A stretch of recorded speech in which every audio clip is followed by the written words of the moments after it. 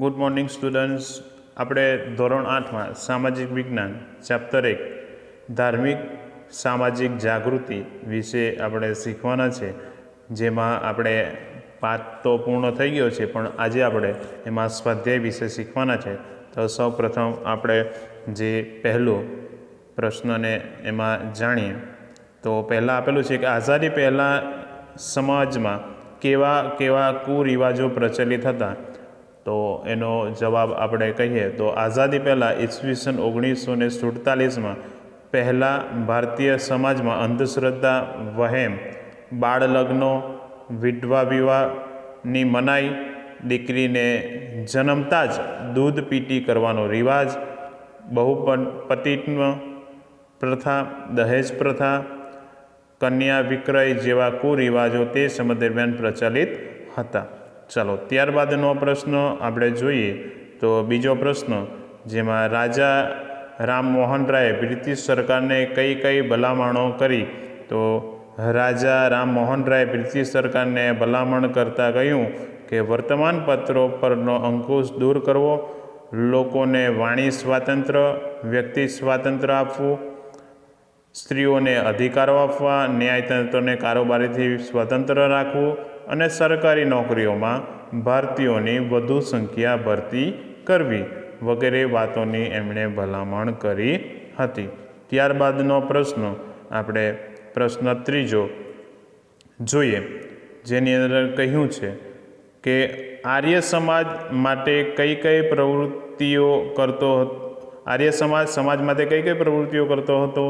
તો આપણે જોઈએ છીએ કે આર્ય સમાજ માટે નીચે પ્રમાણે પ્રવૃત્તિઓ કરતો હતો. તો પ્રથમ મુદ્દાની અંદર આપણે જોશું કે કન્યા કેળવણી, વિધવા વિવાહ, આંતરજ્ઞાતીય લગ્ન, અસ્પૃશ્યતા નિવારણ વગેરે. જ્યારે બીજા મુદ્દાની અંદર આપણે જોશું તો બીજા મુદ્દાની અંદર આપણને ધર્મ પરિવર્તન કરાયેલા હિન્દુઓને હિન્દુ ધર્મમાં પાછા લાવવા માટે શુદ્ધિ ચળવળ ચલાવી. ત્યારબાદ એના પછીના મુદ્દાની અંદર આપણે જોશું તો અનેક સ્થળોએ આપણે જોઈએ છે તો ગુરુકુળ, કન્યાશાળાઓ, વિધવા ગૃહો, અનાથ આશ્રમો, દવાખાના વગેરે સ્થાપાયા. દયાનંદ સરસ્વતીએ વેદ ધર્મનો પ્રચાર કરીને લોકોને વેદ તરફ પાછા વળોનો ઉપદેશ આપ્યો અને સત્યાર્થ પ્રકાશ નામનો ગ્રંથ લખ્યો. તેમાં તેમણે જણાવ્યું કે વેદોમાં મૂર્તિ પૂજા, ક્રિયાકાંડ, બાળ લગ્ન, સતી પ્રથા, અસ્પૃશ્યતા વગેરે અનિશ્ચિતોનો કોઈ ઉલ્લેખ નથી. તેથી તેમણે અનિશ્ચિતો સામે ઝુંબેશો ચલાવી હતી. તો આપણે જે છે કે અહીં આપણે 3 પ્રશ્નોની વાત કરી. ત્યારબાદ ચોથા પ્રશ્નની આપણે વાત કરીએ તો એની અંદર આપણે જોશું તો રામકૃષ્ણ મિશન દ્વારા સમાજમાં કયા કયા કામો કરવામાં આવતા હતા. તો પ્રથમ મુદ્દાની અંદર આપણે જોઈશું કે રામકૃષ્ણ મિશન એક સેવા સંસ્થા છે. માનવ સેવા જ એ જ પ્રભુ સેવા એ આ સંસ્થાનો મુખ્ય સિદ્ધાંત છે. આ સિદ્ધાંત અનુસાર રામકૃષ્ણ મિશન સમાજમાં ગરીબ, દુઃખી અને શોષિત લોકોની સેવા કરવામાં આવતી. આ માટે ત્યારબાદના મુદ્દાની અંદર આપણે વાત કરીએ તો દેશ પરદેશમાં સમાજ શિક્ષણ, તબીબી સારવાર, સમાજ સેવા વગેરેને લગતી પ્રવૃત્તિઓ ચલાવવામાં આવતી હતી. ત્યારબાદનો મુદ્દાની અંદર જોશું આ ઉપરાંત રોગચાળો, દુષ્કાળ, ધરતીકંપ વગેરે આપત્તિઓ વખતે મિશનના કાર્યકર્તાઓ લોકોની નિસ્વાર્થપણે સેવાઓ કરવા આવતા હતા. ત્યારબાદ આપણે 5મો પ્રશ્ન જોશું. તો એ 5મા પ્રશ્નની અંદર જોઈએ ઠક્કર બાપા અને તેમના સાથીદારોએ કયું કાર્ય કરતા હતા. તો ઠક્કર બાપા એ પંચમહાલમાં ભીલ સેવા મંડળની સ્થાપના કરી અને પંચમહાલના ઊંડાણવાળા જંગલો, પહાડી વિસ્તારોમાં રહેતા આદિવાસીઓને ભીલોના જીવનમાં મોટું પરિવર્તન લાવ્યા. જેમાં બીજા મુદ્દાની અંદર આપણે જોશું કે તેમણે ભીલોનો દારૂ જેવા વ્યસનો, ટેવો અને વહેમથી મુક્ત કર્યા. ત્રીજા મુદ્દાની અંદર આપણે જોઈએ તો ભીલોના બાળકો માટે તેમણે એમના વિસ્તારોમાં શાળાઓ ખોલી, તેઓને રેંટીઓ કાઢતા કર્યા, તેમજ તેમને અનેક કુટીર પણ જે છે કે શીખવ્યા. ત્યારબાદ આપણે વાત કરીશું તો ખાલી જગ્યા પૂરો, જેની અંદર આપણે સૌપ્રથમ પહેલી ખાલી જગ્યામાં જોશું કે રાજારામ મોહન રાયનો જન્મ ક્યાં થયો હતો? તો એમનો જન્મ એ રાધાનગરમાં થયો હતો. ત્યારબાદ સતી પ્રથા ઉપર પ્રતિબંધ મૂકતો કાયદો કોણે ઘડ્યો? તો એ વિલિયમ બેન્ટિકે ઘડ્યો હતો. દયાનંદ સરસ્વતી ખાલી જગ્યા નામના ગ્રંથની રચના કરી? તો એ સત્યાર્થ પ્રકાશ નામના ગ્રંથની રચના કરી હતી. ત્યારબાદ સ્વામી વિવેકાનંદના ગુરુનું નામ ખાલી જગ્યા હતું? તો એમનું નામ રામકૃષ્ણ પરમહંસ હતું. રાસદ ગોફ્ટાર નામના સામાયિક ખાલી જગ્યા સંસ્થાએ શરૂ કર્યું હતું? તો રહનુમા મઝદયરબન નામના જે છે કે સંસ્થાએ શરૂ કર્યું હતું. ચાલો હવે એના પછી આપણે જોઈએ તો નીચેના પાત્રો વિશે ટૂંકમાં લખો. તો આપણે સૌપ્રથમ જ્યોતિબા ફૂલે વિશે આપણે શીખીશું, જેની અંદર દર્શાવેલું છે કે જ્યોતિબા ફૂલે એ મહારાષ્ટ્રના જાણીતા સમાજ સુધારક હતા. લોકોમાં આત્મવિશ્વાસ, હિંમત, ઉત્સાહ ઉત્પન્ન કરવા ઈસવીસન 1857માં તેમણે સ્ત્રી શિક્ષણ માટે પુણેમાં કન્યાશાળા, દલિત વર્ગોનો બાળકો માટે શાળા શરૂ કરી હતી.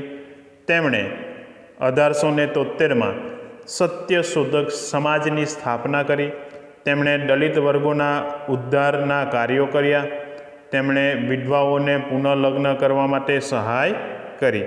ત્યારબાદ તેમણે સમાજમાં બ્રાહ્મણોનું આધિપત્ય સામે પડકાર ફેંક્યો હતો અને અસ્પૃશ્યતા નિવારણ અને કન્યા કેળવણીના ક્ષેત્રે જ્યોતિબા ફૂલેએ નોંધપાત્ર ફાળો આપ્યો હતો. ત્યારબાદ આપણે જોઈએ તો ઠક્કર બાપા. તો ઠક્કર બાપા વિશે આપણે જોશું. તો ઠક્કર બાપાનો જન્મ 1869માં ભાવનગરમાં થયો હતો. તેમણે ઇજનેરી પદવી મેળવી હતી. ઇજનેરી નોકરીમાં તેમણે સારો એવો પગાર મળતો હતો. છતાં ગાંધીજીના પ્રભાવથી તેમણે પોતાની નોકરી છોડીને સમાજના નીચલા સ્તરના લોકોની જીવન પર્યત સેવા કરી. ઠક્કર બાપાએ પંચમહાલ ભીલ સેવા મંડળની સ્થાપના કરી. આ સંસ્થા દ્વારા તેઓ પંચમહાલના ઊંડાણવાળા જંગલો તેમજ પહાડી પ્રદેશોમાં રહેતા આદિવાસી ભીલોના જીવનમાં મોટું પરિવર્તન લાવ્યા. તેમણે ભીલોને દારૂ જેવા વ્યસનો, કુટેવો અને વહેમોમાંથી મુક્ત કર્યા.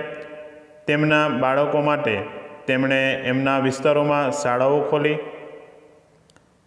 રેતીઓ કાઢતા કર્યા, તેમજ અનેક કુટીરો પણ ચલાવ્યા. અને ગાંધીજીએ સ્થાપેલી અખિલ હિન્દ હરિજન સંઘની સ્થાપના કરી.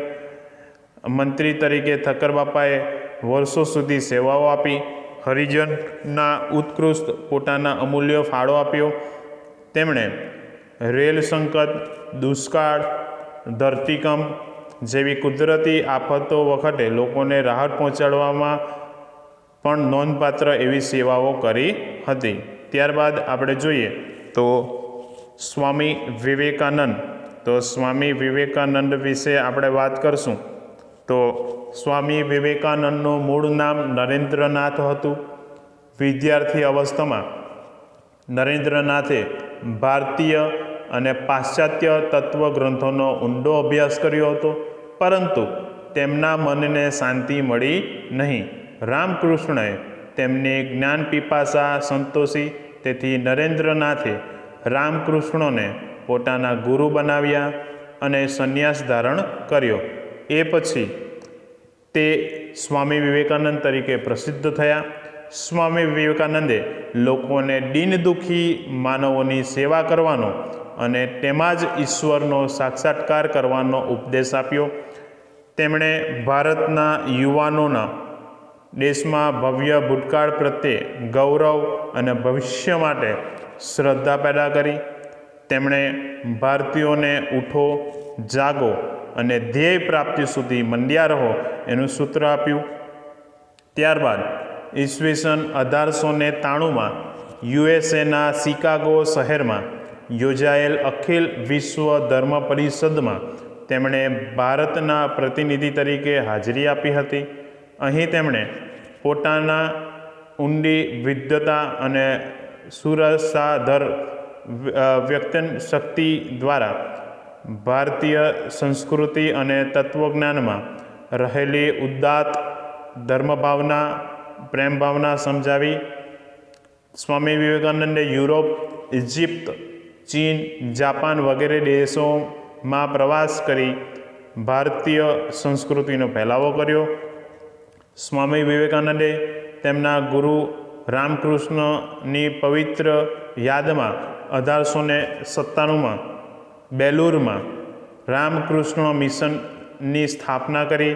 તેમણે ભારતીય સંસ્કૃતિ અને ધર્મનો સંદેશો દેશ પ્રદેશમાં ફેલાવ્યો. ત્યારબાદ ઈસવીસન 1902માં સ્વામી વિવેકાનંદ 40 વર્ષની નાની ઉંમરે અવસાન પામ્યા. ભારતના દક્ષિણ કન્યાકુમારીમાં તેમની યાદમાં એક ભવ્ય સ્મારક પણ ઊભું કરવામાં આવેલ છે. ચલો, ત્યારબાદ આપણે છેલ્લો ટોપિકની વાત કરશું, જેની અંદર આપણે આવે છે તો જોડકા જોડો. તો જોડકા જોડોની આપણે વાત કરીએ તો એની અંદર વિભાગ એમાં આપણે જોઈએ છે તો એની અંદર આપણને બ્રહ્મો સમાજ, આર્ય સમાજ, રામકૃષ્ણ મિશન, વહાબી આંદોલન અને પંચમહાલ ભીલ સેવા મંડળની વાત કરવામાં આવેલી છે. તો આપણે જોશું તો આની અંદર શું આવશે તો આપણે જોઈએ છે તો પહેલું તો બ્રહ્મો સમાજ સાથે શું આવશે તો બ્રહ્મો સમાજ સાથે આપણે જોઈએ છે તો રાજારામ મોહન રાય જે છે કે એની સ્થાપના કરી હતી. તો એ આપણને જવાબ જોવા મળશે. ત્યારબાદ આપણે જોઈએ છે તો બીજું તો આર્ય સમાજ. તો આર્ય સમાજની સ્થાપના કોણે કરી તો આર્ય સમાજની સ્થાપના દયાનંદ સરસ્વતીએ કરી હતી. ત્યારબાદ આપણે જોઈએ છે તો રામકૃષ્ણ મિશનની શરૂઆત કોણે કરી તો રામકૃષ્ણ મિશનની શરૂઆત સ્વામી જે છે કે સ્વામી વિવેકાનંદે કરી હતી. ત્યારબાદ આપણે જોઈએ છે તો વહાબી આંદોલન. તો વહાબી આંદોલન કોણે શરૂ કર્યું તો વહાબી આંદોલન એ આપણે જોઈએ છે તો સૈયદ અહમદ ખાન અને શરીઅતુલ્લાહ એ શરૂ કર્યું હતું.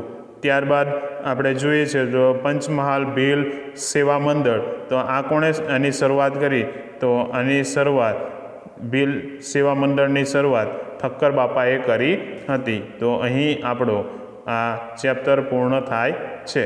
અસ્તુ. જય હિન્દ.